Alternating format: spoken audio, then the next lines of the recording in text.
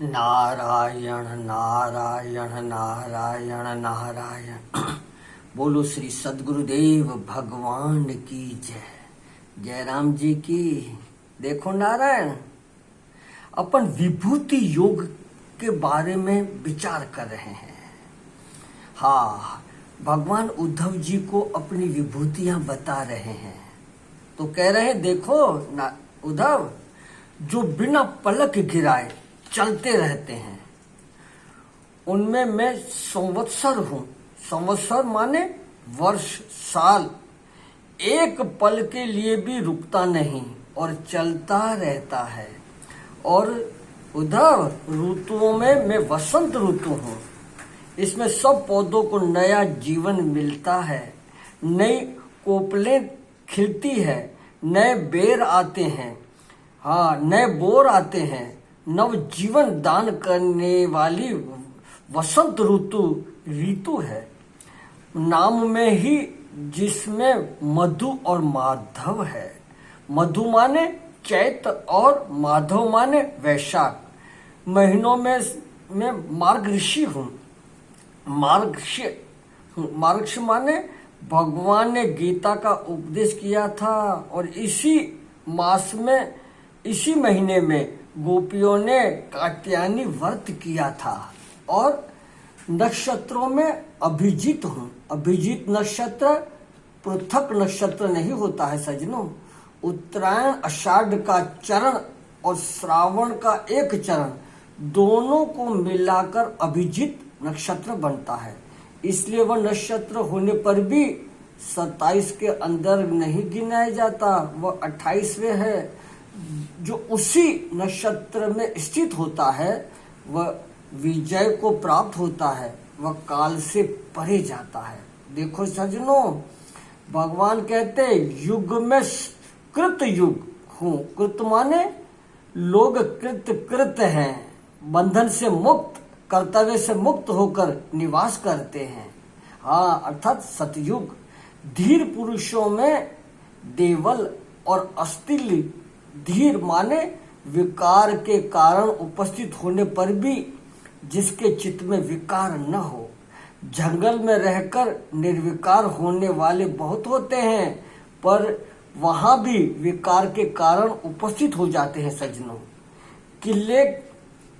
किले के घेरे में रहकर बहादुरी करने वाले बहुत होते हैं, पर मैदान में आकर बहादुर होवे ये बहुत अद्भुत है। तो ऐसे मैदानी बहादुर का नाम धीर है, जो विषय भोगों में रहकर भी विकारों को प्राप्त न हो। ऐसे लोगों में देवल और अस्तित्व है। तो नारायण वे ही धीर होते हैं। प्रत्येक युग में एक सज्जनों व्यास है। उनमें भी 28वें चतुर्युग के व्यास श्री कृष्ण देवपेमान, जिन्होंने बद्रीनाथ के पास रहकर महाभारत का निर्माण किया, श्रीमद् भागवत का निर्माण किया, वह देवपेमान व्यास मैं हूँ। नारायण, बद्रीनाथ की तरफ अगर आप गए हो तो माना गांव आता है, उस बद्रीनाथ के आगे रास्ता चलता है, उस तरफ नारायण गणेश गुफा और व्यास गुफा है। ये शरीर गया था, दर्शन किया हुआ है। तो नारायण भगवान कह रहे हैं कि उद्धव, जिसमें सब भगवान तो प्रसिद्ध है, उनमें वासुदेव मैं हूं। देखो सज्जनों, वासुदेव भगवान कह रहे हैं कि जैसे भगवान वशिष्ठ, भगवान नारद आदि। तो इसका अर्थ यह होता है कि जो यह जानता हो कि सृष्टि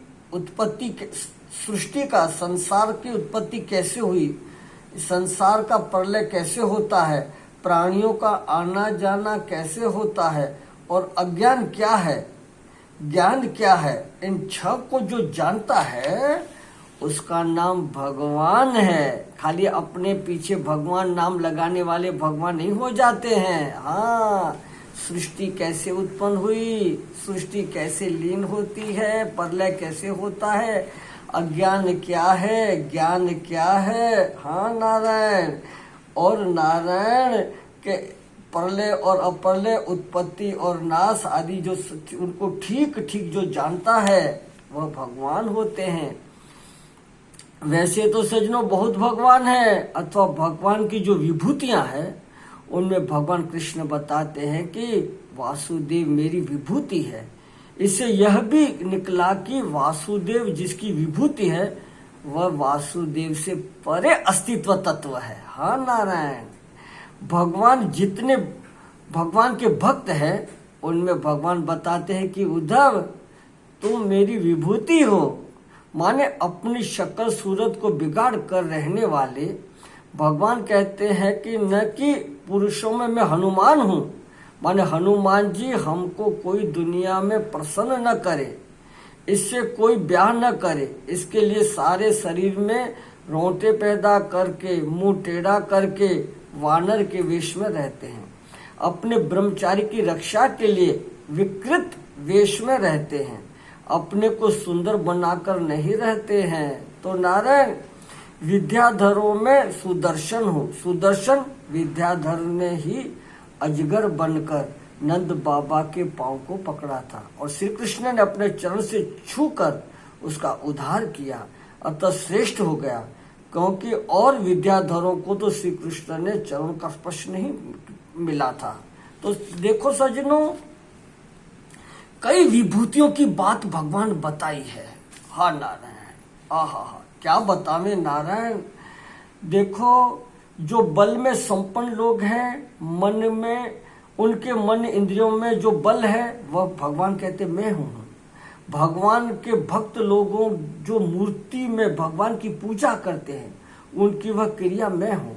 भगवान की जैसी चतुर्वेद की पूजा होती है वैसे ही नवग्रहों में भी भगवान की पूजा होती है। देखो नारायण, अनेक विभूतियों की बातें सुना रहे हैं भगवान। सृष्टि के कण कण की सृष्टियों की विभूतियां गिनी जावे, लेकिन नारायण भगवान की विभूतियां नहीं गिनी जाएगी। देखो ना, सीधी बात है।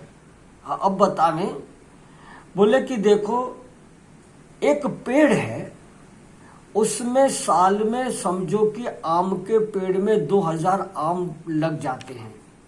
अब उन आमों के जो बीज हैं उनका वंश चलेगा, उनके बेटे पोते चलेंगे, अब उन बेटे पोतों का वंश चलेगा, तो नारायण उनकी कहीं गणना हो पाएगी?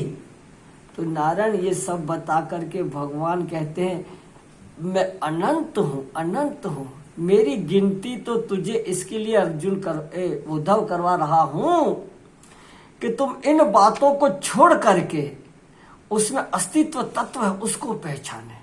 देखो ना, मन को भोगों से हटा करके, हाँ नारायण, ईश्वर के अस्तित्व तत्व में लगाने के लिए एक प्रक्रिया है। हाँ नारायण, देखो 3 युगल यहां बताए, एक तो ईश्वर और जीव, और एक गुण और गुणी, तथा तीसरा सर्वात्मा और सर्व। तो भगवान कहते हैं कि मैं ही ईश्वर हूँ, मैं ही जीव हूँ, मैं ही शब्द स्पर्श रूप रस गंध आदि गुण हूँ, और मैं ही आकाश वायु आदि द्रव्य हूँ। तो मैं ही सब में व्यापक क्षेत्र सर्वात्मा हूँ, और मैं ही सर्वरूप, इसलिए मेरे सिवा दूसरा कोई पदार्थ है ही नहीं। इस तरह विभूति की तत्व ज्ञान में शामिल हो गई। ब्रह्म को समझने के लिए जैसे बहुत सारी प्रक्रिया है, वैसे भी सज्जनों विभूति की भी एक प्रक्रिया है। जो सबको चलाने वाला सर्व अंतर्यामी सर्वशक्तिमान ईश्वर है, वह मेरा स्वरूप है। जो अलग अलग शरीर में बैठकर चेतन संचालित हो रहा है सो मेरा स्वरूप है। जो शब्द स्पर्श रूप रस विषय प्रकाशित हो रहे हैं वे मेरे स्वरूप है। जिनमें ये सब विषय मालूम पड़ रहे हैं वे पदार्थ मेरे स्वरूप है। सब वस्तुओं की आत्मा कारण मूल उपादान मैं हूँ। सर्वात्मा माने सर्व कारण और सर्व माने सर्व कार्य मैं ही हूँ। मेरे सिवा दूसरी कुछ वस्तु है ही नहीं। मतः परत्रम नान्य किंचित अस्ति धनंजय। देखो नारायण, इस विभूतियों को बता करके भगवान मन के संकल्प विकल्प को, बाहरी वस्तुओं को छोड़वा करके ईश्वर अस्तित्व तत्व में लगाने की एक युक्ति बताते हैं। बाहरी चीजें तो नारायण ऐसी है कि ये तो कहने मात्र की है, पर अस्तित्व तत्व जो है ना वो परमात्मा है। हम बाहरी चीजों की सत्यता, सुंदरता, सुख रूपता को छोड़ करके, उनसे मन हटा करके परमात्मा में लगावे, ईश्वर सत्यत्व में लगावे। ये एक भगवान की कहने की कला है, कला। तो नारायण आगे बता रहे हैं कि संसार तो कैसा है, ये वस्तु कैसी है, वो ठाकुर बता रहे हैं। नारायण उद्धव को निमित्त बना करके